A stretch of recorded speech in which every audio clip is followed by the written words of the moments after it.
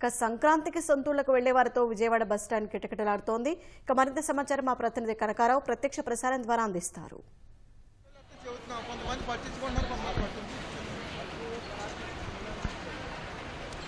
విజయవాడ పండిట్ నెహ్రూ బస్టాండ్లో ప్రయాణికుల రద్దీ కొనసాగుతుంది. సంక్రాంతి వేళ ఈ సొంతూలకు పయనమవుతున్న వేలాది మంది ప్రయాణికులతో మొత్తం కిక్కిరిసిపోయి ఉన్న పరిస్థితి మనకు చూడొచ్చు. ప్రస్తుతం కొన్ని ప్రాంతాలకి పెద్ద సంఖ్యలో బస్సులు నడుపుతున్నారు, మరికొన్ని ప్రాంతాలకి బస్సులు సంఖ్య తక్కువగా ఉందని చెప్పేసి ప్రయాణికులు ఆవేదన వ్యక్తం చేస్తున్నారు. అయితే ఇప్పటి వరకు విజయవాడ నుంచి రాష్ట్రంలోని వివిధ ప్రాంతాలకి సంబంధించి ఇక్కడ విజయవాడ నుంచి బస్సులు అయితే 1370 బస్సులు ప్రత్యేక బస్సులని నడుపుతున్నారు. ఈ నెల 7వ తారీఖు నుంచే ప్రయాణికులకు ఎవరికి సంక్రాంతికి సొంతూలకు వెళ్లే వాళ్ళకి ఎవరికి ఇబ్బంది లేకుండా ఆర్టీసీ చర్యలు చేపట్టింది. అందులో భాగంగానే ఈ నెల 20 వరకు కూడా అంటే సొంతూలకు వెళ్లి సంక్రాంతి పండుగ నిర్వహించుకొని మళ్ళీ తిరిగి వాళ్ళు ఏ ప్రాంతంలోకి అయితే రావాలనుకుంటున్నారో ఆ ప్రాంతంలోకి రావడానికి వాళ్ళకి ఎటువంటి ఇబ్బంది లేకుండా ప్రభుత్వం అయితే చర్యలు చేపట్టింది. అవసరమైతే ప్రైవేటు పాఠశాలల బస్సులు కూడా వినియోగించుకోవాలని చెప్పేసి నిన్న ప్రభుత్వం ఆదేశాలు జారీ చేసింది. దానికి కూడా విజయవాడ ఆర్టీసీ అధికారులు సన్నద్ధమవుతున్నారు. ప్రయాణికులు సంఖ్య ఎక్కువగా ఉండే సమయంలో అయితే మరిన్ని బస్సులు నడిపేందుకు కూడా సిద్ధమవుతున్నారు. అయితే కొన్ని ప్రాంతాలకు సంబంధించి బస్సులు ఉదయం నుంచి మేము తాము వేచి ఉంటున్నా ఇప్పటికీ రాలేదని చెప్పేసి ఆవేదన వ్యక్తం చేస్తున్నారు. వారితో మాట్లాడి వాళ్ళు ఏమంటారో తెలుసుకుందాం. సార్ చెప్పండి, మీరు ఎంతకి ఇక్కడికి వచ్చారు? మీకు బస్సు మీరు ఎప్పటి నుంచి వెయిట్ చేస్తున్నారు? మీకు బస్సులు ఏమైనా వచ్చాయా? రాలేదు. 6:00 అండి. 6:00 వెయిట్ చేస్తున్నాం. 6:00 వెయిట్ చేస్తుంటే ఇప్పుడు బస్సు రాలేదండి. ఇప్పుడు బస్సులు అంతసేపు మచిలీపట్నం 7 బస్సులు వచ్చినాయండి మచిలీపట్నం. ఇంక అంతసేపు భీమవరం బస్సు ఒక్క బస్సు రాలేదు. ఇంకో బోలి జనం ఉన్నామండి. అలాగే చూస్తున్నామండి పొద్దున్న నుంచి. వచ్చిన బస్సులు వచ్చినట్టు అసలు భీమవరం బస్సు అన్నది వస్తలేదు. భీమవరం నా పేరు ఎన్వి రమేష్ అండి. నేను హైదరాబాద్ నుంచి వస్తున్నాను. అంటే పండగకి సెలవులో ఇచ్చారు కంపెనీ. సైనర్ ఫార్మాని ప్రైవేట్ లిమిటెడ్లో చేస్తున్నానండి. టీఎస్ఆర్టీసీ వాళ్ళు బెటర్ అనిపించింది మన ఏపీఎస్ఆర్టీసీ మీద. వాళ్ళు రిజర్వేషన్లో లేని వాళ్ళని ఒక 50 మందిని గ్యాదర్ చేసి వెంటనే బస్సు పెట్టి వాళ్ళ ప్రయాణికుల్ని వాళ్ళ గమ్యస్థానానికి చేరుస్తున్నారు.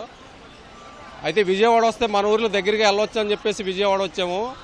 మేము భీమవరం వెళ్ళాలండి. పొద్దున్న 6 గంటలకు దిగాను బస్సు.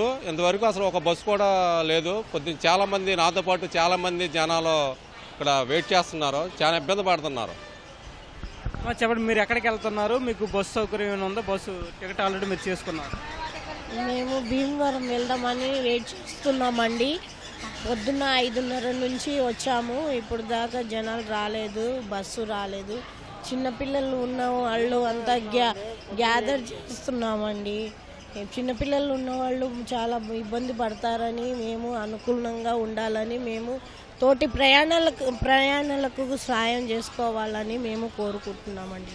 ఇది ప్రయాణికులు చెబుతున్నారు. అయితే ఆర్టీసీ అధికారులు ఎక్కడైతే లోపం ఉందో వాళ్ళంతా గమనించి బస్సులు అయితే ఏర్పాటు చేస్తున్నారు. అయితే భీమవరానికి సంబంధించి ఈ బస్సులు తాము ఉదయం 6 గంటల నుంచి వేచి ఉంటున్న రాని పరిస్థితి ఏర్పడిందని చెప్పేసి చెబుతున్నారు. ప్రస్తుతం ఆ బస్సు వచ్చింది. ప్రయాణికుల తోపులాట ఏ విధంగా జరుగుతుందో కూడా మనం గమనించవచ్చు. ఎందుకంటే చాలాసేపు నుంచి ఇక్కడ సుమారు 70-80 మంది ప్రయాణికులు వేచి ఉంటున్నారు. బస్సు రావడంతో వాళ్ళు ఎలా తోపులాట జరుగుతుందో కూడా ఆ దృశ్యాలు మనం చూడొచ్చు. మొత్తం వాళ్ళంతా కూడా ఒకే దగ్గరికి చేరుకొని గేటు దగ్గరికి తోపులాట కూడా జరుగుతుంది. అయితే ఇంకో అదనంగా కూడా బస్సులు ఏర్పాటు చేసినట్లుగా అయితే ఈ తోపులాట అనేది ఉండకపోవచ్చు.